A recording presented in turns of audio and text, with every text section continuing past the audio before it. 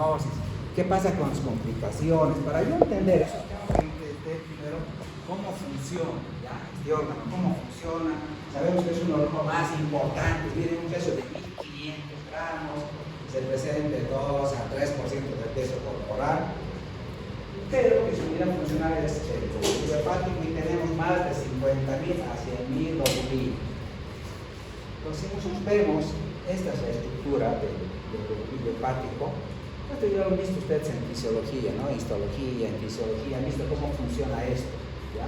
Y si vemos cómo funciona el hígado o cómo está estructurado el hígado, vamos a ver la importancia del glóbulo hepático.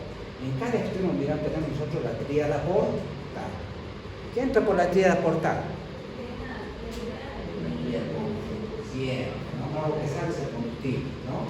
Y algo que entra es, bueno, la arteria hepática y la vena porta, y ramas de la vena porta.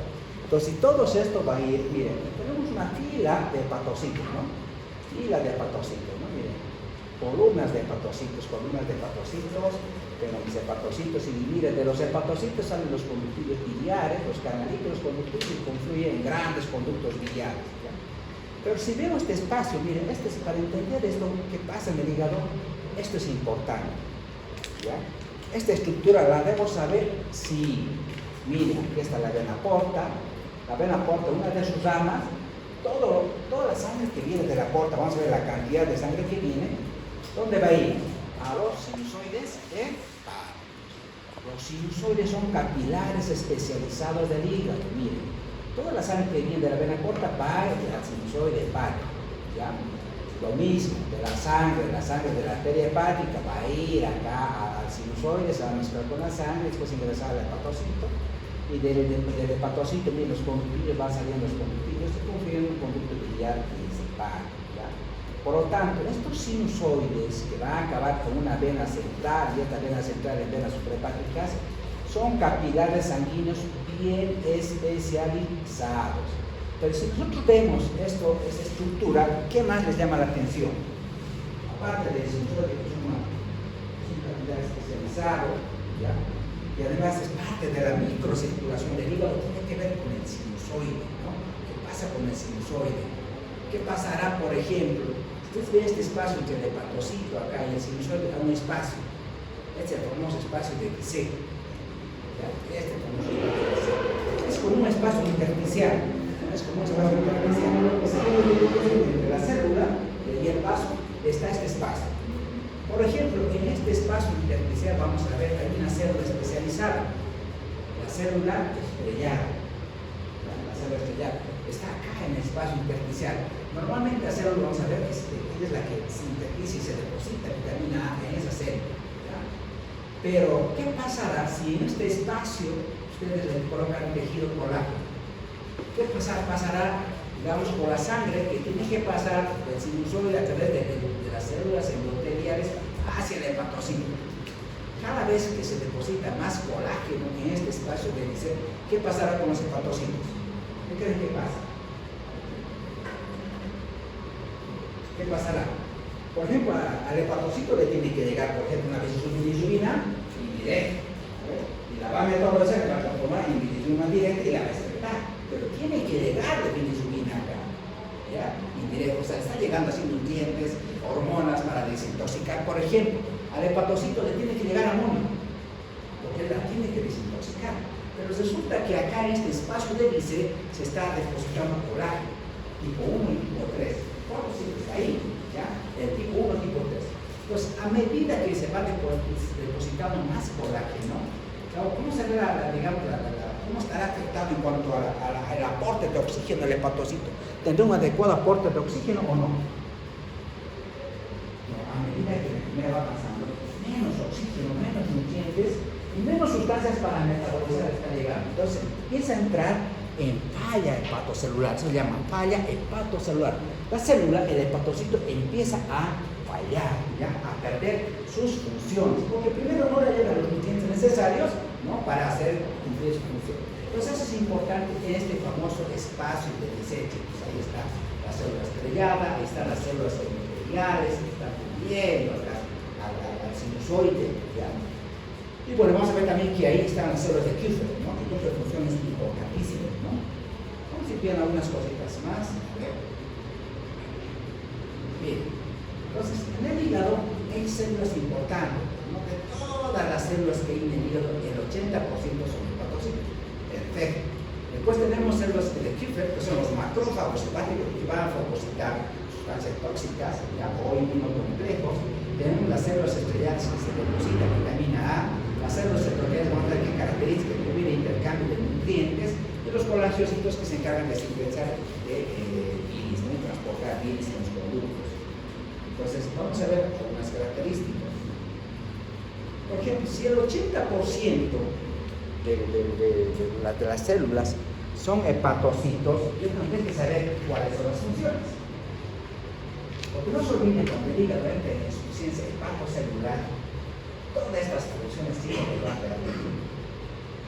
Yo tengo que saber, por ejemplo, es lo importante eso del metabolismo de los hidratos de carbono. Por ejemplo, debe depender de la homeostasis de la glucosa, ¿qué pasará con la diabetes? El paciente tiene diabetes. La diabetes ocasiona cistosis. ¿Ya? Y frente a la evolución, ¿qué creen que pase con la diabetes? Por ejemplo, tenía glucosas altas. Después las glucosas empiezan a normalizarse y puede bajar. ¿Por qué? Porque el hígado está perdiendo esa función de homeostasis. Ya no hace glucosa, o sea, ya no sintetiza. Entonces, y eso hace que la glucosa en el paciente diabético cada vez se vaya normalizando. Eso yo tengo que saber, porque hay pacientes que son cisóticos diabéticos y siguen dando hipoglucemia. Oye, a ver un ratito. ¿En qué está la enfermedad? Hemos tenido, digamos, B intermedio. B intermedio, como que ya la glucosa que empieza a normalizar. Pero si estamos tenido avanzado en CHAI-C, la glucosa tiene que bajar. Si yo le voy a dar un medicamento, el CHAI-B, le puedo ocasionar hipoglucemia. Entonces, en ese momento yo lo suspendo.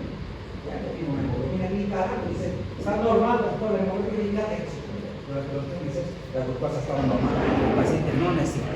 Entonces, miren, la diabetes se va a compensar. ¿Ya? A medida que la tenga avanzando. ¿Por qué? Porque el hígado va perdiendo esa función de homeostasis de la glucosa. Él sintetiza lípidos. Bueno, las lipoproteínas que transportan grasas, ¿quién las transporta? ¿Quién las sintetiza? El hígado. ¿Quién sintetiza todas las proteínas? El hígado. Sintetiza proteínas, factores de coagulación. ¿Por qué es importante? Si yo quiero evaluar, por ejemplo, la función de síntesis del hígado, ¿qué pruebas podría pedir? El PP y la quiero evaluar si el hígado sigue funcionando. ¿Ya? Puedo ver lipoproteínas, puedo pedir colesterol, porque él sintetiza colesterol, él sintetiza lipoproteínas, él sintetiza albúmina, él sintetiza factor de coagulación. Entonces, si yo quiero ver la función del hígado, la función de síntesis, estos laboratorios son los que vamos a pedir. TP y albúmina, es fundamental, ¿no? Entonces, normalmente hemos dicho el hígado va a desintoxicar fármacos, desintoxica alcohol, pero principalmente fisiológicamente, ¿qué desintoxica? El A, no, todo el tiempo lo va por el amonio, y él a través del ciclo de la urea lo va a desintoxicar. Pero resulta que el paciente tiene un hígado dañado, ¿qué va a pasar por el amonio? Va a acumular la sangre, la amonia, el paciente tiene encefalopatía hepática. ¿Por qué la encefalopatía? Por acúmulo de amonio. Porque se acumula amonio porque el hígado no lo está desintoxicando. Él fisiológicamente la tendría que realizar, pero ahora no lo está realizando. Entonces, miren, todas estas funciones las está perdiendo. Ahora, por ejemplo, el paciente, digo, doctor, ¿le doy vitaminas al paciente? ¿Es cisótico? ¿Le puedo dar vitaminas? Le dije, suplir con vitaminas. ¿Por qué? Porque claro, él almacena glucógeno, él almacena vitamina A, vitamina D, vitamina B12, minerales y eso, pero al perder esta función de almacenamiento, yo tengo que suplir ya ahora le damos multivitamina, le damos, ¿por qué? Porque ya no me está almacenando, chicos, no me está almacenando, ¿no? Y obviamente tiene que producir bilis. Entonces, si yo sé esto, sé lo que tengo que hacer, ¿ya? Sé que debo pedir, ya sé lo que debo pedir. Y sé lo que debo suplementar. Entonces, por esto les damos vitaminas, hierro, zinc, magnesio, le damos a los pacientes que tienen hepatopatía. ¿Por qué? Porque esta función la cumple. Pero si vemos más, miren, este cuadro, ¿qué les parece? Aquí está todo lo que hace, ¿no? Hace glucogenólisis, produce bilis, almacena glucógeno, vitamina, hierro, desintoxica la amonio. todas estas funciones, ¿por qué será importante conocer estas funciones? ¿Esto yo lo debería saber, sí o no? Sí. Porque el hígado, una vez que para una enfermedad hepática de larga data crónica, hay una cosa que vamos a indicar, se llama insuficiencia hepatocelular.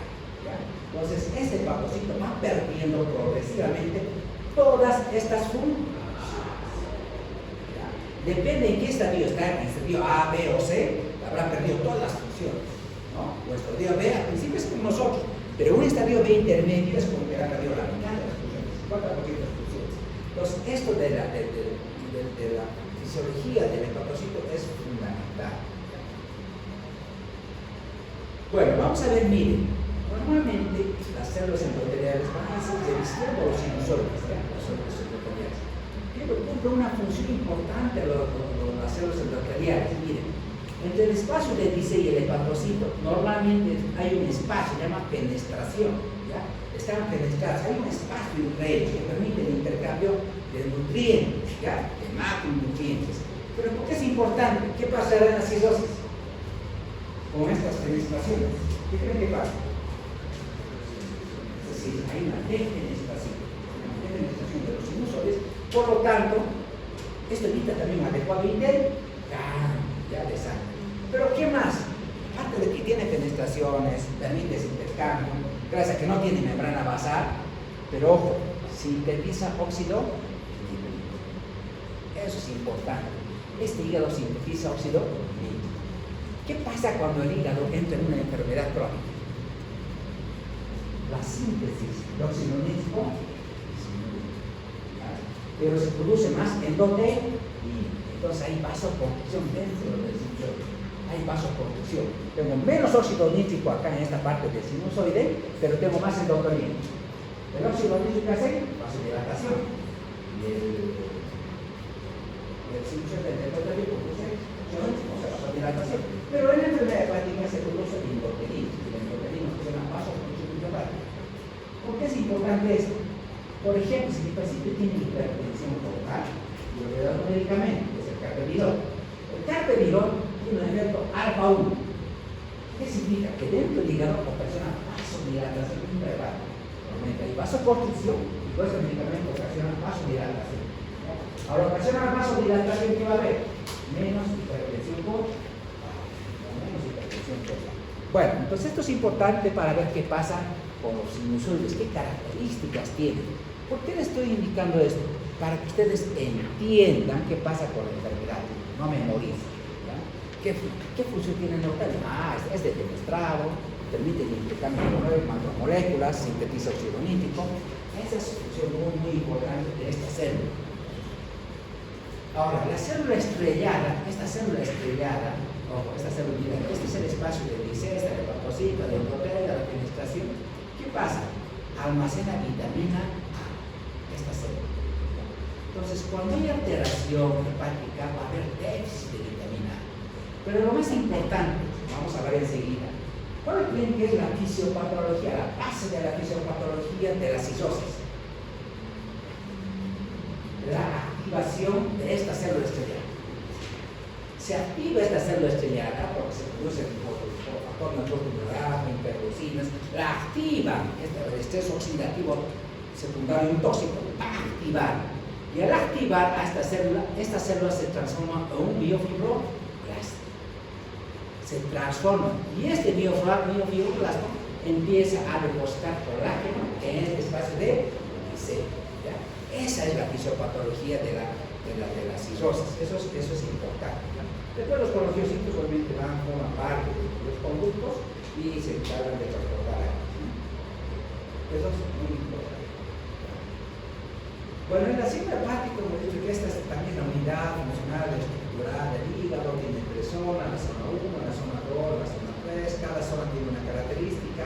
La zona 1, claro, como está cerca al paquete vascular, arterial y venoso, esta es la zona que, digamos, está adecuadamente nutrida, tarda en morir, se regenera rápido. En cambio, la zona 3 es la que fácilmente se daña, ¿no? Y tarda en regenerarse.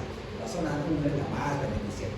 Pero bueno, Eso es un poco que ustedes ya lo saben, eso ya lo saben por fisiología, chicos. Ya solamente estamos recordando algo que ustedes ya lo tendrían que saber y lo saben. Vamos a ver esta parte. Miren, al hígado está llegando un adecuado flujo sanguíneo, pero ¿de dónde le llega más sangre? De la vena porta, ya, de la vena porta. Miren, casi 1050 ml por minuto está llegando por la vena porta, por la arteria hepática está llegando 350 ml por minuto. Y en general el flujo sanguíneo hepático, ¿cuánto es? De 1350 ml por minuto. Entonces representa, más o menos el 27% de todo el gasto cardíaco del reposo. Pues ahí tengo mi famosa vena porta, ahí tengo mi arteria hepática y ya está mi conducto. Y sale la sangre por las tres venas suprahepáticas, ¿no? La derecha, la media y la izquierda, las tres venas. Pero así está irrigada, ya así está irrigada el hígado. Esta irrigación que le llega al hígado, ¿ya? Viene a través de una arteria importante, que es la arteria hepática. Esto es fundamental, chicos, para entender un poquito esta parte de la cirrosis y sus complicaciones de la hipertensión portal. Por ejemplo, como ustedes hemos visto esto de la circulación esplácnica. ¿Qué decíamos que era la circulación esplácnica? ¿Qué era la circulación esplácnica? La circulación menor, esa no es la circulación menor, esa no es la circulación menor. Pero esto también de la circulación del tubo digestivo, la sangre llega a través de dónde? Por ejemplo, del tronco sería ¿qué arteria nace? Pero toda esa sangre tiene que entrar a través de una vena principal, que es la vena porta, así va a llegar al hígado. Entonces, esto es fundamental, ¿ya? Porque todo lo que pasa en el hígado, toda esa alteración inflamatoria, crónica y a la larga ocasiona hipertensión portal, va a repercutir en toda esta circulación, en la circulación esplácnica. Decimos, en esta circulación esplácnica, ¿qué es la circulación esplácnica? Es la circulación de todo el tubo digestivo, arterial y venoso, de todo el tubo digestivo, incluido vaso, hígado y páncreas. Eso tengo que saber sí o sí. ¿Por qué? Porque esta enfermedad altera esta circulación, ¿ya? Porque esta enfermedad ocasiona vasodilatación. Entonces dicen, hay vasodilatación en la circulación esplácnica. Así es como que se ve que tiene que seguir a doctor, se está refiriendo a flujo sanguíneo de todo el tubo digestivo, incluido hígado, vaso, páncreas. En esa circulación hay vasodilatación. A medida que hay enfermedad de inflamación va progresando, hay más vasodilatación. Por lo tanto, por un lado hay más vasodilatación en esta circulación esplácnica y por esta cirrosis también hay hipertensión portal. Hay resistencia al flujo, eso vamos a ver en la fisiopatología. Si hay resistencia al flujo y hay vasodilatación, hay hipertensión portal. Porque la hipertensión portal es igual a flujo por resistencia. Flujo por resistencia. ¿Qué significa? Que la enfermedad, a más tiempo de enfermedad, hay más vasodilatación en esta circulación. Por ejemplo, ¿por qué el paciente patópata tiene hipotensión? A medida que la enfermedad avanza, dice, estos dos pacientes normalmente 60, está repetido. Eso es su pasar, ¿no? ¿Por qué a medida que la enfermedad avanza, eres hipotenso? Normalmente es hipotenso.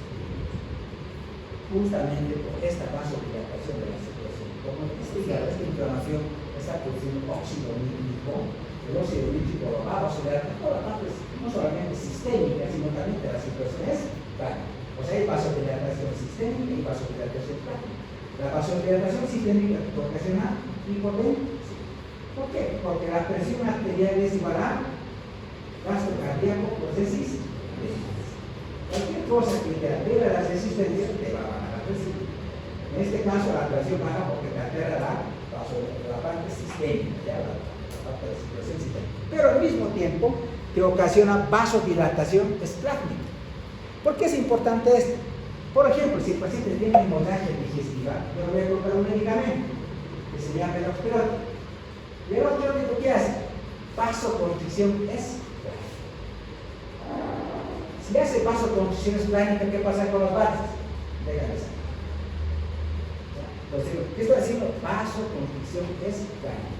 Entonces, eso es importante porque estoy hablando de esto. Pero tenemos que saber qué es circulación esplácnica.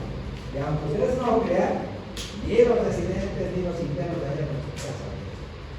Por tanto, no entiende, no entiende de qué estamos hablando, de qué consiste la enfermedad, por qué se produce la hipotensión, por qué la paciente sangra. Justamente por esto, porque en esta circulación, chicos, hay vasodilatación. Entonces, esto es fundamental para que ustedes puedan entender. El hígado anatómicamente, y más que todo para fines de radiológicos y localizativos, lo segmentamos al hígado. El hígado está, digamos, segmentado en varios segmentos, hasta en 8 segmentos, ¿no? El segmento 1, ya, el segmento 2, es como unas manecillas de reloj, ¿no? 1, 2, 3, 4, 5, 6, 7, 8. ¿Por qué es importante esto? Porque a los imaginólogos dicen, doctor, hay una metástasis, un nódulo en el segmento 7, o hay un absceso en el segmento 7, digamos. Entonces, como está cerca de la pared, esto se puede tener. Es decir, este tipo de segmentación te permite localizar la lesión, los quistes, los tumores, los abscesos. ¿Ya? Eso es importante por esto, para localizar, nada más para eso, ¿no? Pero es importante que ustedes lo sepan, lo sepan. Bueno, vamos a ir ahora, con eso solamente era la introducción para que ustedes entiendan, ¿ya? Ahora vamos a ver lo que nos interesa, que es la enfermedad. Si saben esa primera introducción, esto ya es fácil, ¿ya? Van a ver que es fácil. Entonces, cuando yo hablo de una enfermedad hepática crónica, es decir, cuál sea la causa, principalmente vamos a ver que es el alcohol, el principal detonante de esto, ¿no? Entonces, ¿qué va a ocasionar en el hígado? Una enfermedad hepática crónica, una enfermedad hepática crónica. Pero este proceso inflamatorio es progresivo, de larga data, ¿qué ocasiona? Normalmente lleva acidosis. Y la acidosis, ¿por qué se caracteriza? Porque va a haber fibrosis y va a haber nódulos de degeneración. Esto es importante, esta primera parte. ¿Ya? Este proceso inflamatorio crónico, independiente de la causa, en estadio cisótico, tiene dos complicaciones, chicos. ¿Ya? ¿Cuál es la primera complicación? La insuficiencia hepática crónica. ¿Pero por qué se produce eso? Por pérdida del parénquima función. ¿Ya? Pero por otro lado, va a haber rigidez hepática, por la fibrosis y los nódulos de degeneración. ¿Pero qué se produce la por? Eso va a llevar a qué? A hipertensión por. O sea, a medida que la enfermedad va avanzando, dos cosas se van dando al mismo tiempo. ¿Ya? Eso quiero que entiendan. Dos cosas. Por un lado hay insuficiencia hepatocelular y por otro lado hay hipertensión portal. Y lo debemos saber las dos cosas. ¿Ya? Lo debemos identificar las dos cosas. Insuficiencia hepatocelular e hipertensión portal. ¿Ya? Estas dos son las dos consecuencias de una enfermedad hepática larga. Eso me tengo que meter a la cabeza. ¿Ya? Porque, por ejemplo, yo debo identificar, ¿cómo yo puedo identificar laboratorialmente la insuficiencia hepática crónica o insuficiencia hepatocelular? Lo voy a entender más adelante. ¿Cómo voy a ver la hipertensión portal? Eso vamos a ver más adelante. ¿Y cuáles son las complicaciones de la hipertensión portal? Bueno, entonces dos cosas. Pérdida de la función hepática e hipertensión portal son las dos consecuencias que se dan paralelamente a este daño crónico en el hígado. Bueno, sabemos que la cirrosis es el final de muchas enfermedades, ¿ya? Que afecta a la población joven, ¿no? De 25 a 30 años. La principal causa en nuestro medio es el alcohol, ¿no? En nuestro medio es el alcohol. Y aquí, no sé si aquí, creo que en todo lado, ¿no? Hay diferentes formas de alcohol, ¿no? Hay diferentes de consumo, ¿ya? Del alcohol. Entonces, lamentablemente es jóvenes, ¿no? Por ejemplo, de todos los pacientes que yo manejo con cirrosis, ¿cuál es el que tiene mejor pronóstico? ¿Los varones o las mujeres? Las mujeres. De las mujeres hasta se revierte la cirrosis, se logra controlar fácilmente las complicaciones. Y cuando ellas dicen, doctor, voy a dejar de beber, me cambia al varón, apenas sale de los hospitales. Pero bueno, entonces es más fácil. Los varones ¿qué dicen? La complicación se puede usar. Pero las mujeres, pues por su inmunidad innata que tienen, ¿ya? Logran fácilmente compensar. Pero una mujer, como si yo digo, un chile de esta, a la saca, y doctoras, con asitis, con edemas, con hemorragia, para que está caminando. Se logra controlar, ¿ya? Compensa lo agudo después lo crónico y vas poco a poco trabajar, ¿no? Yo siempre digo a todos los pacientes, cada paciente es igual o no. enferma, no somos iguales. Cada persona evoluciona de diferente manera a una enfermedad. ¿Ya? Son diferentes. Por eso digo, hay que trabajar. Con cada paciente yo tengo que trabajar. No es igual. Algunos se compensan más rápido y otros no. Pero miren, esta progresión de la cistosis va, ¿no? Desde un hígado sano, hígado graso, el hígado graso ocasiona osteoartritis, inflamación del hígado, eso ocasiona fibrosis, cistosis, inclusive hepatocarcinoma y a veces, muchas veces, trasplante. Bueno, pues esta enfermedad hepática crónica progresiva acaba en esto, ¿no? En fibrosis, nódulo de regeneración, un hígado así, ¿no? Es como que, ustedes han visto cómo ese paciente renal, el rinocito, ¿qué pasa? Tiene igual fibrosis, ¿no? Tiene sus funciones, tiene sus nefrones. Entonces cada vez en la ecografía lo ven, es un riñón chiquitito, pequeño, hiperhipogénico, y ya no fija, ¿no? Ha perdido su función. Es lo mismo el hígado. A medida que este proceso inflamatorio, cada vez las funciones se va terminando, es decir, imagínense cómo estará la función hepática en este hígado. Aquí estaba al 100%. Este hígado. Ya no hay reserva hepática. O sea, todas las reservas se agotó. Porque todo, por ejemplo, esto que es que vamos a hacer, la única forma de salir es el trasplante. Claro. Porque no hay otra forma de sobrellevar las complicaciones. Como el riñón. Ya no tiene un riñón, trasplante renal. En este caso, llega a este estadio, trasplante. Ya no da, ¿no? Entonces, dependiendo de la etiología, a veces se acaban en bueno, vamos a ver, hay muchas causas, chicos, de cistosis, las cistosis biliares, medicamentosas, tóxicas. Estas son las principales causas de cistosis. Y de ellos, principalmente, es el alcohol. Ya después vienen los virus, las cistosis biliares secundarias. Ahora lo que está de moda es el hígado graso, ya la disfunción metabólica asociada a la cistosis que se llama el macetín. Aquí está el grupo de obesidad, diabetes, epidemias, está en este grupo. Esta es la principal causa de cistosis en nuestro medio. O sea, no piensen, ¿por qué es importante esto? Para que no piensen que la primera causa siempre es el alcohol. Si está cistosis, ¿usted consume alcohol? Doctor, nunca consumí alcohol. Quizás de manera ocasional. Claro, en otros sí es la causa, el alcoholismo crónico. Pero después del alcohol, esta es la segunda causa. Toda paciente obesa, toda paciente diabética, mal controlada, hipotiroideal, epidémica, con ovarios poliquísticos, acaba haciendo esta disfunción metabólica como causa de cistosis. Después vienen las hepatitis B, C. Pero ¿por qué es importante, por ejemplo, identificar la causa? Por ejemplo, supongamos que la causa sea una enfermedad autoinmune, una hepatitis autoinmune. ¿Sería importante identificar esta causa? El paciente tiene una hepatitis autoinmune, o no es de cistosis, o solamente hepatitis autoinmune. ¿Puede llevar a cistosis? Sí. ¿Qué sería importante? Porque si no hago un tratamiento de la hepatitis, o si hago un tratamiento de la colitis biliar primaria, estas enfermedades, la colitis crosa, acaban haciendo cistosis. Si yo identifico la etiología de esto, ¿ya? Hago biopsia, porque para saber si es autoinmune no tengo que hacer biopsia. ¿Ya? Si es colitis biliar primaria, tengo que hacer biopsia. Cuando yo tengo dudas en el diagnóstico, por ejemplo, no es nólica, no es macetín, y es una mujer joven con comorbilidades, enfermedades autoinmunes, la tengo biopsiada. Si yo hago tratamiento, por ejemplo, de la hepatitis autoinmune con corticoides, voy a evitar que llegue a cistosis. Por ejemplo, si es con la hepatitis primaria, le voy a hacer uso de succesónico, voy a evitar que llegue a cistosis. La idea es evitar que llegue a ese estadio. Esa es la idea. Claro, pero en muchos casos para nosotros es fácil, ¿no? Sí, doctor, he consumido todos los días de ese cáncer. Pero ¿por qué es importante? Si yo trato la causa, ¿qué pasará, doctor? ¿Qué pasará con la cistosis? ¿Qué pasa?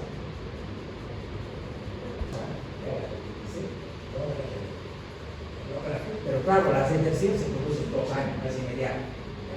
Por lo menos normalmente está parcial, no total, pero logras mejorar. Y en muchos casos, por ejemplo, personas que han dejado de consumir alcohol han revertido su cistosis. O sea, es decir, yo trato la causa, trato el problema. Por eso es importante identificar la causa. En cistosis es identificar la causa. ¿Ya? Les decía, esto, si deja de beber el paciente y es joven, ¿ya? Y no tiene otras comorbilidades, ¿no? El paciente puede mejorar. Claro, si el paciente tiene, digamos, este antecedente de consumo pesado de alcohol, pero al mismo tiempo tiene diabetes, tiene otras cosas, es muy difícil, se va a complicar, ¿no? Es como muchas señoras, pero el doctor tiene hipotiroidismo, tiene diabetes, difícil, no siempre va a alterar el metabolismo y difícil controlar. Pero si es una causa tratable como la hepatitis viral C, chicos, se debe. Eso es lo último que se ha conocido, los últimos consensos, las últimas guías hablan de esto. ¿Ya? Tratas la causa, se soluciona el problema, en muchos casos puede revertir la enfermedad. ¿Ya? Depende, pero de qué edad, en qué estadio de la enfermedad, y si no tiene comorbilidades, puede revertirse. Bueno, entonces vamos a ver acá. Entonces hemos dicho, la fisiopatología, eso tengo que meter en la cabeza, de la acidosis depende de qué, de la activación de las células de... Esa es la clave. Siempre eso se os va a preguntar, todos los exámenes de miel, de demás, siempre preguntan esto, ¿no? ¿Qué pasa con la acidosis? Activación de las células que va a llevar a la acidosis. Yo he estado proinflamatorio, inclusive hasta un estado procancerígeno. Puede acabar en hepatocarcinoma. Miren qué pasa con las alteraciones. Ustedes ven ahora, es fácil con este gráfico para poder entender cuáles son las alteraciones en la acidosis. Este gráfico patocito, acá está la célula estelar, el famoso espacio de índice, la chocha ahí, ¿no? Y ahí está la célula endotelial. Miren cómo está este endotelio, está fenestrado, permite un adecuado intercambio de nutrientes, de oxigenación y también de secreción del hepatocito. Pero miren, ¿qué pasa cuando esta célula se activó? Miren, una vez que se activa la célula, empieza a depositarse el tejido colágeno, ojo, tipo 1 y tipo 3, ¿ya? Tipo 1 y tipo 3, ¿no? Los dos tipos de colágeno que se depositan. Pues miren, a medida que se va activando, más tejido de colágeno se va depositando acá, ¿ya? Después, ¿qué pasa más con los vasos, con los sinusoides? Acá, ¿qué pasa con el sinusoide? Hay vasoconstricción, hay vasoconstricción. Hemos dicho por qué. Muchas veces por endotelio y hay vasoconstricción acá del sinusoide. Pero ¿qué otra alteración más? La defenestración de los sinusoides. Miren, ya no acá, aquí estaba fenestrado, había orificios permeables, pero resulta que acá ya no los tengo. Pues estas tres alteraciones, lógico, van a alterar la fisiología normal del hepatón. ¿Sí? No le está llegando sangre, él tampoco puede excretar, ni tampoco le llega, ¿ya? Al final entra en insuficiencia hepática, va perdiendo sus funciones cada vez más. Mientras más se va depositando esto, el hepatocito va perdiendo más funciones. Por lo tanto, pregunta de examen, ¿cuáles son las alteraciones fisiopatológicas más importantes? 1. Activación de la célula estelar. 2. Constricción de los sinusoides. Y 3. La defenestración de los sinusoides. Las tres alteraciones fisiopatológicas importantes. Eso es importante que lo noten. Bueno, si no sé eso, ya. Pues vamos a ver todo esto. Entonces, si el hígado entra en toda esta insuficiencia hepatocelular, ya sé por qué el paciente tiene un TB prolongado, porque no sintetiza factor de coagulación. ¿Por qué el paciente tiene ictericia? Porque no metaboliza la bilirrubina. ¿Por qué el paciente tiene encefalopatía hepática? Porque no desintoxica la bilirrubina. ¿Por qué el paciente tiene sarcopenia? Porque no sintetiza proteínas y además él tampoco sintetiza sales biliares, entonces no absorbe proteínas biliares. Entonces, esas son consecuencias de la insuficiencia hepatocelular. Pero a la larga hemos dicho, hay dos cosas que van pasando. Una insuficiencia hepatocelular y la otra la hipertensión portal. Claro, por hipertensión portal yo voy a tener varices. Por hipertensión portal voy a tener ascites. Por hipertensión portal voy a tener esplenomegalia, circulación colateral. Y en el hemograma la pancitopenia. La pancitopenia, hemos dicho, es por hipertensión portal. Pregunta de examen, ¿la pancitopenia es por hipertensión portal o por insuficiencia hepatocelular? Por hipertensión portal. Yo tengo que saber. No es por insuficiencia hepatocelular, nada que ver, ¿ya? Es por hipertensión portal. Los tengo que saberlos identificar. ¿Ya? Miren, entonces esto ya lo hemos visto. Entonces, esta es la insuficiencia hepatocelular que se va dando progresivamente. Ya a medida que la enfermedad va avanzando, se va instaurando esta insuficiencia hepatocelular en el hepatocito, en la célula hepática, en el hígado. Pero paralelamente esto les he dicho que se va produciendo hipertensión portal. Normalmente la vena porta, el gradiente de la presión de la vena porta, ese gradiente de presión entre la vena hepática y la vena porta es de 0 a 5 milímetros de mercurio. Se lo mide así, ¿no? Caracterizar la vena yugular, entonces vamos a ver esa diferencia de presión entre la vena hepáticas y la vena porta. Ese gradiente, esa diferencia de presión entre estas dos venas se llama, eso vamos a catalogar como hipertensión portal. Gradiente venosa hepato o portal.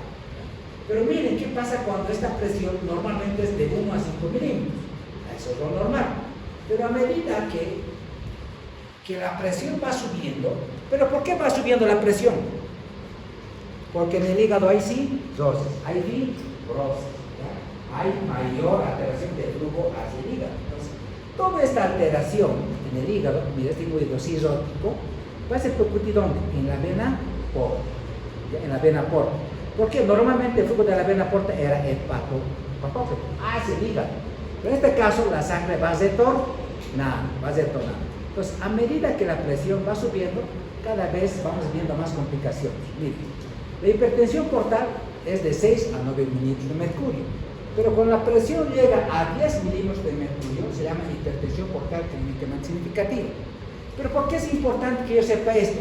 Claro, para que llegue a estos niveles de hipertensión portal, tendrá que haber más rigidez hepática, una enfermedad de larga data, de mayor tiempo, mayor rigidez, más hipertensión portal. Por lo tanto, la presión cada vez en la vena porta va a ir subiendo, ¿ya? Hasta 5 era lo normal, miren, hasta 9 es hipertensión portal, 10 llega hipertensión portal clínicamente significativa, allá vamos a encontrar varices, y después viene, si es mayor a 12, va a entrar a sífilis, ¿ya? Ahora, ¿qué pasa? Miren, esto es lo que pasa con la hipertensión portal, con el flujo. Normalmente, ¿cómo era el flujo de la vena porta? Toda la sangre, miren, toda la sangre, esta es la vena esplénica. La vena esplénica se une aquí, esta es la vena mesentérica superior. ¿Ya? La vena esplénica junto con la mesentérica van a formar la vena porta. ¿Ya? Pero esta vena porta, a medida que la presión en esta vena porta va subiendo, digamos, mayor a 10 milímetros de mercurio, se llama hipertensión portal clínicamente significativa. Cuando la presión portal es mayor a 10, ¿qué pasa acá? Hay varices, esófago, más presión, más varices, esófago, gas. Miren, cuando hay más presión en la vena porta, acá se recanaliza una vena, ¿qué se llama? El signo de la cabeza de Medusa, ¿no? Esto es por recanalización de la vena umbilical. La vena umbilical no está cerrada, pero como ahora hay presión en esta vena porta, aumento de presión, esta vena umbilical se recanaliza. Entonces voy a tener acá en el abdomen circulación colateral o en cabeza de Medusa. Si yo les pregunto, la circulación en cabeza de Medusa se produce por recanalización de la vena umbilical. Recanalización de la vena umbilical, ¿ya? El signo de cabeza de Medusa o la circulación colateral. Pero miren, acá, esta vena es la vena mesentérica inferior. ¿Dónde drenan las venas hemorroidales? Estas son las venas hemorroidales. En la vena mesentérica inferior. Si hay hipertensión portal, ¿tu paciente tendrá hemorroides? Sí. ¿Ya? Tiene hemorroides. ¿Ya? Entonces, ahora, como a medida que la rigidez del hígado cada vez es más fibrótico o más nódulos, la presión va subiendo 10, 20, 30, hasta 20, más 30 milímetros de mercurio. ¿Qué va a pasar? Normalmente la circulación venosa trata de buscar canales, ¿ya? Trata de buscar vasos que le permitan llegar la sangre venosa hacia la circulación sistémica y empieza a formar estos tubos, estas comunicaciones portosistémicas. Miren, hay un tube esplenorenal. De la vena esplénica va a ir a la vena renal. Toda la sangre se regresa acá y por este tube va a llegar a la vena renal, vena cava inferior, a la circulación sistémica. O sea, va buscando más caminos. Mira, otra comunicación, miren, entre la vena mesentérica inferior y la vena cava. El tube se llama cava mesentérica. Es decir, ¿qué está haciendo? ¿Qué está haciendo el organismo? Tratando de retornar la sangre por los medios que sean necesarios. ¿Ya?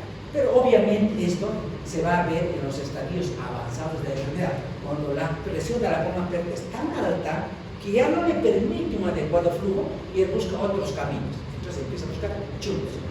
¿Ya? ¿Por qué es importante esto? Porque el doctor y el paciente tiene su problema hepático, Hemos buscado todas las causas de encefalopatía hepática y no lo hemos encontrado. ¿Por qué crees que es la encefalopatía hepática? Porque el amonio no está llegando al hígado, pero el amonio se está viniendo por los chuns directamente a la circulación sistémica.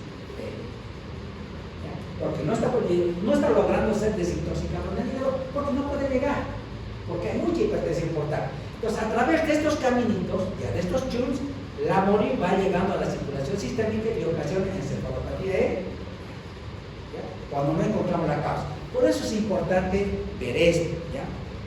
Pero esto, ¿cómo se va a dar? Todas estas alteraciones se van a dar en un hígado cirrótico. A mayor tiempo de alteración se va a dar esto, ¿no? Y acá falta, por ejemplo, acá, una vez que la presión de la vena porta aumenta, ¿qué pasará con el vaso? ¿Es chico, normal o grande? Es más fácil que no digas. ¿Chico, normal o grande? Vaso. Si hay hipertensión portal, mirad, valses, tengo hemorroides, tengo situación colateral, la vena esplénica, tiene que llevar la sangre acá. Como estás retornando, y el vaso hace esplenomegalia. Por eso que la esplenomegalia, vamos a ver más adelante, ocasiona secuestro esplénico. Por eso la parasitopenia. Por eso les decía, la parasitopenia no es por insuficiencia hepatocelular, sino es por hipertensión portal secundario a la esplenomegalia. Entonces, ¿la esplenomegalia es por hipertensión portal? Sí. ¿Ya? ¿Las varices por hipertensión portal? Sí. ¿Las hemorroides por hipertensión portal? Sí. ¿Ya? ¿La circulación portal? Sí. ¿No? ¿Los chuns portosistémicos? Sí.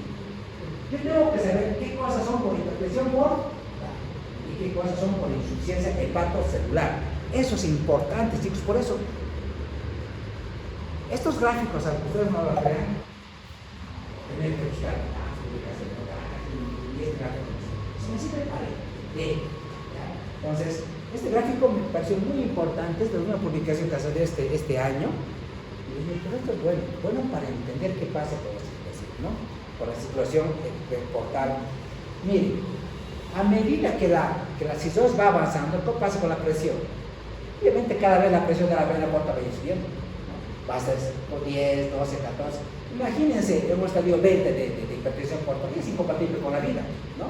Ese hígado va a sangrar por todo lado, va a ser de ascitis, ese paciente va a ser chus. Entonces, a medida que la presión sube, el pronóstico del paciente es malo. Bien, cuando llega a 16, es difícil, ese ya es compatible con la muerte, ¿no?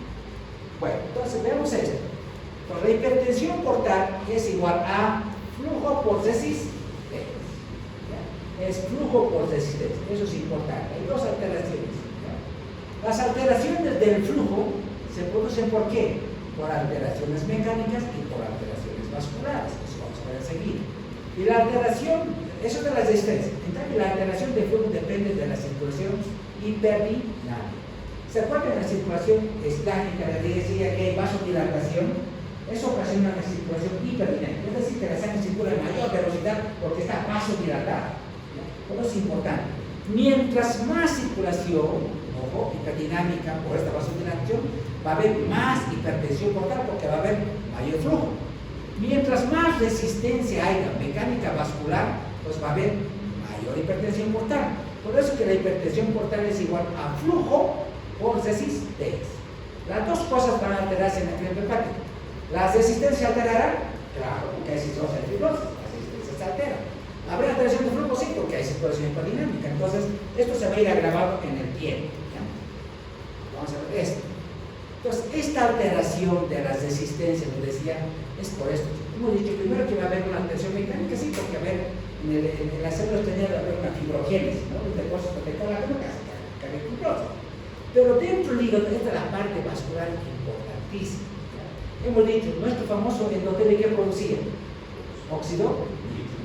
Pero como ahora no hay óxido nítrico, tengo menos óxido nítrico. ¿Ya? Pero al mismo tiempo la enfermedad me produce endotelio y la endotelina se pasa por protección. Por lo tanto, hay una alteración vascular y mecánica que me aumenta la resistencia. ¿Ya? Eso es importante porque decía, con el carvedilol actúa a este nivel, mejorando la resistencia. Ahora, ¿qué pasa con la circulación hiperdinámica? Ojo, hemos dicho que esta situación hipodinámica, el mismo proceso inflamatorio que produce óxido nítrico, la inflamación produce óxido nítrico. Eso ocasionó vasodilatación esplécnica y vasodilatación sistémica. La vasodilatación sistémica me bajo presión, ¿ya?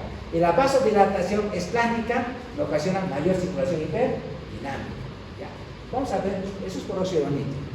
Y este gráfico también es muy interesante, ¿ya? Miren, ¿qué le llama la atención acá? Hemos dicho hay dos cosas que pasan en el hígado. Resistencia intrahepática, ¿ya?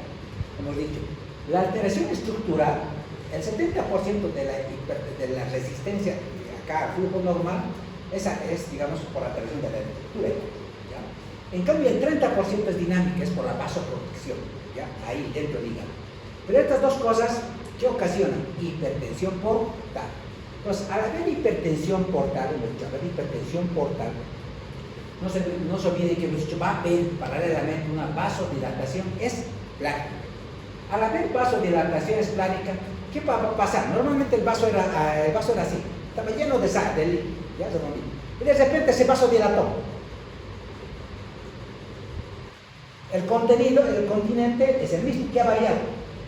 Bueno, el continente, no el contenido, porque el contenido sigue siendo la misma sangre, ¿no? El continente es el que se vasodilató. Eso va una falsa hipovolemia, es decir, como si al organismo le faltara volumen. Pero no es volumen lo que le falta, ¿no? ¿Qué le falta? Se vasodilata. El contenido es el mismo, no perdió sangre, ¿ya? Pero el organismo persiste, como se vasodilató, como que le faltara volumen. Dice disminución del volumen vascular efectivo. Y una vez que se disminuye este volumen, ¿qué se activa? Todo el sistema se línea prostacina, aldosterona, el sistema nervioso simpático, y al último se libera la hormona antidiurética, ¿ya? Y esta activación de estos mecanismos compensadores va a hacer que se tenga más agua, ya más líquido, y se aumente también la volemia, ¿no? Y el corazón también, como hay falta de volemia, ¿qué va a hacer el sistema nervioso simpático? Va a hacer que el corazón empiece a latir más rápido, tiene que bombear más cantidad de sangre, ¿ya? Como que le está faltando. Por eso, cuando yo utilizo el carvedilol, por ejemplo, voy a actuar acá, voy a disminuir el gasto cardíaco, ¿ya? Voy a mejorar vasoconstricción esplánica, voy a disminuir la circulación esplánica y voy a actuar dentro del hígado disminuyendo la resistencia. Por eso es que ese medicamento es el indicado en estos casos, ¿ya? Toda esta alteración ocurre y por eso se produce la hipertensión portal, por flujo, por resistencia. Ahora vamos a ver. Miren, este cuadro es otro cuadro interesante. Se dice que en el riñón secundario a una enfermedad hepática hay una alteración estructural o hay una alteración funcional. ¿Qué es lo que hay una alteración estructural o funcional? Mientras más activado el sistema sinérgico sin aldosterona, más vasoconstricción. El riñón, estructuralmente, tú puedes sacar el riñón de un paciente y trasladarlo a otro riñón, funcional. Porque no hay alteración estructural, hay alteración funcional. Entonces, mientras más tiempo de evolución, el paciente nos dice una cosa, ¿no? Va a haber mayor vasodilatación. Al haber mayor vasodilatación, ¿qué va a pasar en el riñón? Cada vez hay mayor vasoconstricción renal. ¿Por qué es importante esto? Por ejemplo, si mi paciente tiene una infección, digamos una infección urinaria, ¿qué pasará con la vasodilatación y qué pasará con la vasoconstricción? La infección, toda infección, neumonía, virus urinaria, peritonitis, bacteriana, microbiana, toda infección, ¿qué libera? ¿Qué libera? ¿Qué es el doctor? ¿Óxido? Óxido. Claro, ¿y el óxido nítrico qué va a hacer? Va a ser más. Tu paciente está vasodilatado y resulta que ahora va a estar más vasodilatado. ¿Y qué va a pasar con el riñón? Cada vez más mayor vasoconstricción. Y tu paciente entra en oligoanuria o anuria. Empieza a orinar. El doctor dice, pero mi paciente además está orinando. Claro, ¿qué tienes que hacer? Porque no hay depresión. Y como está tan hipotenso, la presión, por ejemplo, hace un shock hipovolémico, hace un shock cero. Tu paciente está con presión de 70 a 40. Resulta que la infección le vasodilató y llevó a un shock de tipo, digamos, un septo vascular, muy hipotenso. La presión 70 a 40. ¿Cuál sería el tratamiento? ¿Qué haría el doctor? Tu paciente, desde igual, no orina, dice, doctor, mi paciente está con creatinina 1.52, no está orinando. Claro, porque se pasó de la toma por presión, la presión bajó más, está con 70-40. ¿Qué voy a hacer? ¿Qué tendría que hacer? Subir la presión. La corriente está ahí, es bien. El problema es que la infección lo vasodilató y lo hipotenizó, y entonces entonces, en la sepsis, ¿cuál es el mejor? Y el vasoconstrictor. Entonces, yo con la noradrenalina, ¿qué voy a hacer? Voy a hacer vasoconstricción. ¿Ya? Voy a subir la presión. ¿Y qué va a pasar con el riñón? Menos vasoconstricción y hipersensibilización. Porque el problema es la retención. Claro. Obviamente, paralelamente, aquí yo le estoy dando una hora, se llama antibióticos, porque controla la infección. Yo controlo la infección, pero obviamente eso no es que una dosis ya se controla la infección. Necesito impregnar por unos 72 horas, ¿no? Pero mientras tanto, le doy con los antibióticos, le voy a subir la control de la presión, subo presión y es una empieza a quitar. ¿Por qué? Porque la infección le vasodilató. Y al vasodilatar, la vasoconstricción se da empeoró. Y el riñón no empeoró. Y tu paciente entra en oliguria o anuria. ¿Ya? Ese concepto fisiopatológico, no lo saben los los internos. Aunque sea de San Simón. Pero por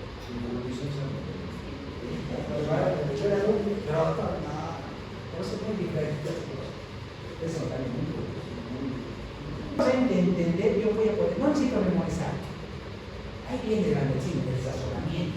Yo tengo que memorizar, pero tengo que razonar, pensar, entender qué pasa y en vez de eso actúo. Y actúo y hago las indicaciones. Pero si yo no sé esta partecita, me pierdo. Doctor, siendo la cirrosis crónica y la hipertensión total, siendo la y que no se echa a acordar. Hay un concepto que yo utilizaba, ¿ya?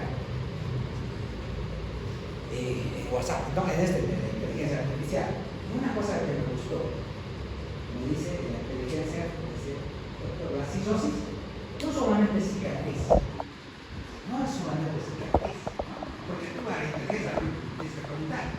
A ver, como hepatólogo usted explíqueme en qué consiste. Me lo resumo en estas tres palabras. Primero que la cicatriz no es una cicatriz, la fibrosis no es cicatriz. Es un proceso, como dice, inflamatorio, activo, dinámico. O sea, no es estático.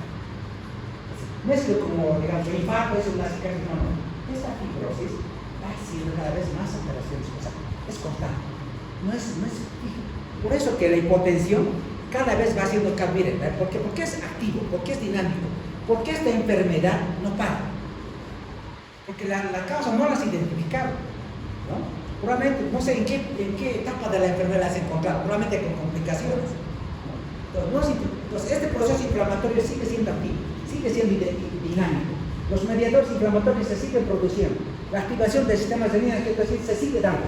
Por eso que cada vez más tu paciente, a medida que avanza la enfermedad, acá su presión era 120/70, aquí es 90/60, y aquí en el estadio avanzado, ya en el estadio C, es 80/60, 80/40.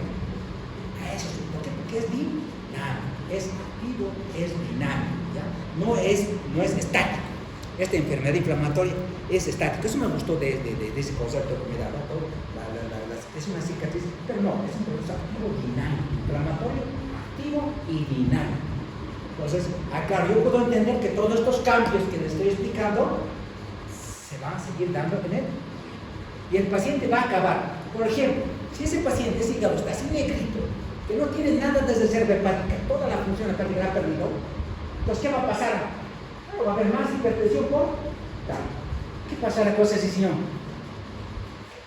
Ya no va a quitar nada, porque es tanta la vasoconstricción a nivel de la tercera que este riñón ha perdido función.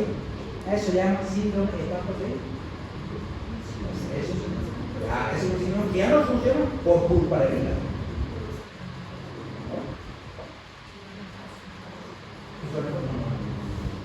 El hígado efectivamente está digamos, por una obstrucción, ¿no? Que hace que se aumente, digamos, sus... Claro, en este caso, solo la función está alterada. ¿Por qué? Porque hay vasoconstrucción, mayor vasoconstrucción de la arteria aferente renal. O sea, no le llega sangre, ¿ya? Funcionalmente está mal. Entonces, ya en un estudio avanzado, mira, si no funciona, ¿ya? Porque la ha perdido todo. Bueno, entonces vamos a tener etapas compensadas y descompensadas. Pero yo tengo que saber cuál es descompensado. Entonces va a ser citis, edema, hemorragia, peritonitis, hipometapollenal, estudio avanzado. ¿Ya? Mira, así como les decía, la reserva hepática va cayendo porque el hígado dice que compensa, ¿no? Aquí va a tener que dar más bulimia. La reserva hepática va cayendo, el sistema de angiotensina cada vez se va exacerbando, cada vez va aumentando. ¿Por qué? Porque es un proceso activo dinámico, no para, no para. Y en el intestino empieza a ver una cosa, ¿no? Empieza a haber translocación bacteriana, entonces el líquido cada vez se infecta más rápido, cada vez más rápido. Bueno, entonces el diagnóstico es importante esto, ¿no? Voy a ver pacientes así, de la tercera edad, histéricas, o cuadro con, a veces, con ictericia se manifiesta, es lo primero que ves, dice, no, hay prurito, ictericia, colipeso, bueno. Ahí va el paciente, sí, ahí cuando está en ese estadio, más que ese estadio va por complicación, ¿no? El doctor entró con hemorragia, entró con cefalopatía, entró con todas las complicaciones. Claro, muchas veces la consulta viene así, ¿no? Estadio avanzada de viejitos, pero lo más importante siempre vean los antecedentes. Yo quiero ir al hospital, digamos, con un paciente con hemorragia, ¿qué antecedentes tiene? ¿Consumo de medicamentos? Eso hay que buscar para ver etiología, ¿ya? Para ver etiología. Y claro, todos los signos de patopatía usted tiene que identificar, ¿no? ¿Tiene signos de patopatía? No la tiene. Tiene eritema palpar, tiene ginecomastia. Por ejemplo, ¿por qué se produce la ginecomastia? ¿Por qué hay eritema palpar? ¿Por qué hay ginecomastia? ¿Por qué hay pérdida de tuliano? ¿Por qué? Respóndenos es por metabolismo de los estrógenos. Como el hígado no puede metabolizar los estrógenos, todas esas alteraciones se producen por déficit de metabolismo de los estrógenos, ¿ya? Especialmente el eritema palmar y esto de la ginecomastia, ¿ya? Y a las alteraciones de los ciclos menstruales, de la libido, de la mujer, del varón, todo por alteración de los estrógenos. Circulación colateral, ya sé por qué se produce, ya la condición de tubulosis, la vemos, la ictericia, los edemas en miembros superiores, todos estos signos de patopatía crónica las debemos saber identificar, ¿ya? Bueno, hemos dicho, por ejemplo, en el hemograma, lo más importante, tengo que ver dos cosas. Y aunque ustedes no crean, lo primero que voy a ver siempre va a ser las plaquetas. Para ver si el paciente tiene una enfermedad hepática o no, tengo que ver las plaquetas. Lo primero, hemograma, plaquetas. Si las plaquetas están bajas, es por cirrosis, es por hipertensión portal, ¿ya? Y si están tan bajas, esto puede ocasionar, ya tiene hipertensión portal clínica, necesita endoscopio porque va a tener probablemente hemorragia digestiva por bajas, ¿no? Entonces, en el hemograma voy a ver anemia, leucopenia, trombocitopenia. Eso se llama pancitopenia. Eso es por secuestro estrella. Entonces hemos dicho, ¿el TP se va a prolongar? Claro, porque no se utiliza control de coagulación, por hemograma pericoagulina, infección de relación globulina y todo esto. Esto es lo más importante. Miren, cuando hay todas estas complicaciones de la hipertensión portal, hemos dicho, ¿cuáles son? Todas estas tienen que saber qué son complicaciones de la hipertensión portal y qué cosas son por insuficiencia celular. Por ejemplo, una complicación por la hipertensión portal que es la esplenomegalia. ¿Quién es esplenomegalia? Esta esplenomegalia aumenta las funciones que normalmente las realiza el vaso. ¿No? El vaso celular, el cementerio de los eritrocitos, el que va a filtrar los eritrocitos viejos, pues hay un hiperesplenismo, ¿ya? Esto ocasiona un secuestro esplénico del vaso. De tal manera que esto va a hacer que en el hemograma tengamos anemia, leucopenia, trombocitopenia. Yo, en un estadio avanzado, a medida que avanza la enfermedad, voy a tener esto. Por lo tanto, la pancitopenia se produce por secuestro esplénico. El secuestro esplénico se produce por esplenomegalia. La esplenomegalia se produce por hipertensión portal cirrosis. Esto tengo que saber. ¿Por qué? Porque me mandan este hemograma. Y saber, doctor, interpreta este hemograma. Es de lejos, te dice, ¿no? Pero doctor, es fácil. Eso es cirrosis. Basta mirar las plaquetas. Miren cuánto es la plaqueta. Todo bajo. Dos globos blancos, blanco. Y las plaquetas están en 40. Listo. Esto es una pancitopenia por cirrosis por hipertensión portal. Eso es lo que sabe. Esto es una pancitopenia, ojo, por hipertensión portal y cirrosis. Tengo que saber. Ya, pues yo veo esto, bueno, digo, lo primero que vean plaquetas. Listo. Pues si el paciente tiene hemorragia digestiva, ¿qué tiene que ver, doctor o doctora? Las plaquetas. Si las plaquetas están bajas, es parcial. Tengo que ver las plaquetas, siempre, lo primero. Ahora este otro laboratorio, vamos a ver otros. Pues este laboratorio especial sabe las pruebas de lesión hepática, las pruebas de colostasis, lo que hemos visto en la anterior clase. Esta es la prueba que ahora necesitan saber. El tiempo de protrombina y la albúmina. Son pruebas de síntesis. Para ver funcionamiento hepático, esto debo pedir. Siempre, ¿ya? Por ejemplo, miren, ¿cómo está la albúmina? 2.8, está disminuido, ¿ya? Entonces, vamos a ver ahora, por ejemplo acá, ¿por qué creen que la bilirrubina total está aumentada acá? Tendría que estar a terminar de la directa. Les decía, ¿qué ha pasado con el hepatocito en cisosis y además fibrosis? Normalmente la bilirrubina indirecta le tiene que llegar al hepatocito para que el hepatocito lo metabolice y transforme en bilirrubina indirecta. Como el hígado al hepatocito no le está llegando, entonces la bilirrubina indirecta va aumentando en la sangre. A veces es mixto, los dos, ¿ya? Pero en este caso ya te dice, hay alteración en el metabolismo de la albúmina fruto de la hepatopatía. Acá, albúmina baja. Miren este otro laboratorio, ¿qué es para hacer TP?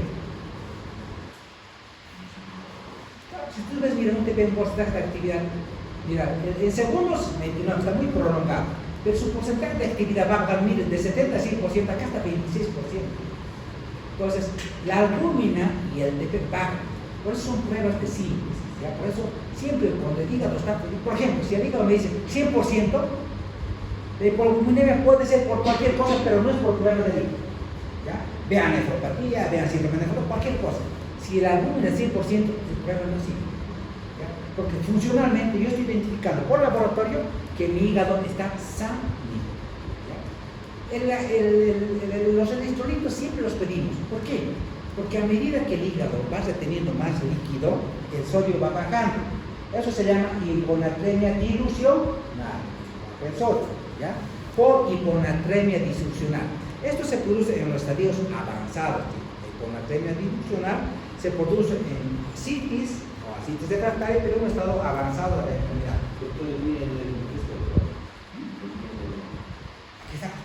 Por eso, el tiempo de protrombina se ha prolongado y su porcentaje de actividad bajado. Por esto, ¿ya? Bueno, esto es para ver la insuficiencia hepatocelular. El paciente con cirrosis puede tener valores de TGP menores a 500. Eso es por enfermedad hepática.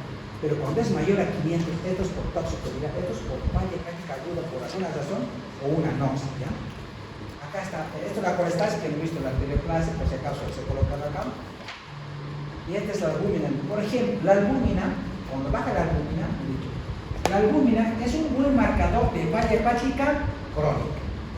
No es de falla hepática aguda. ¿Por qué? Porque el hígado sintetiza albúmina, ¿ya? ¿Por qué no es de falla hepática aguda? Por el camino, por su vida media de 21 días. Una vez que la sintetiza, circula la sangre 21 días. Entonces, esto me sirve para identificar falla hepática crónica, no falla hepática aguda. Ya esa es la diferencia que ustedes la tienen que conocer. Pero miren el TP. El TP es un buen indicador de falla hepática aguda. ¿Por qué? Porque todos estos factores de coagulación, vitamina K dependientes, ¿ya? El 2, el 5, el 7, todo esto, su vida media apenas de 24 horas. Es decir, cuando el hígado ha sido dañado de manera súbita por un tóxico, digamos el paracetamol, 10 tabletas de paracetamol, hace una hepatitis tóxica por paracetamol. Entonces, ¿qué es lo que se va a alterar primero? El TP. Porque de manera súbita el hígado pierde esta función. Por eso decimos que el TP es un buen indicador de falla hepática aguda. Una falla hepática aguda, así intento de suicidio, homicidio, suicidio, ¿qué se altera primero? 1, el TP. 2, las bilirrubinas. El hígado no puede desintoxicar, el paciente asfixia. Y 3, entra en encefalopatía porque no puede desintoxicar a la muerte. Fácilmente, con esas tres cosas, encefalopatía, ictericia y TP prolongado, usted se ha hecho el diagnóstico de falla hepática aguda. Ese paciente se quiere trasplante, ese paciente va a fallecer. Entonces, el tiempo de protrombina es un buen indicador de falla hepática aguda, ¿ya? Porque sus factores de coagulación tienen una vida media corta. Bueno, ¿cómo más puedo evaluar al hígado? Claro, por imagen sí, lo voy a ver, o ecografía, tomografía, mire cada vez más, y la resonancia, ¿no? El hígado, a medida que va alterando su estructura, cada vez el borde se hace irregular. cada vez empieza a ver nódulos, puede haber más chiquitito, ya más pequeño, y puedo ver en la ecografía esplenomegalia. Hay, digamos, un aumento de la hiperintelicidad, entonces cada vez va perdiendo esa estructura. Eso lo puedo ver por ecografía, por tomografía o por resonancia, ¿ya? Y indirectamente, aparte de ver el hígado, el ecografista te ve dos cosas.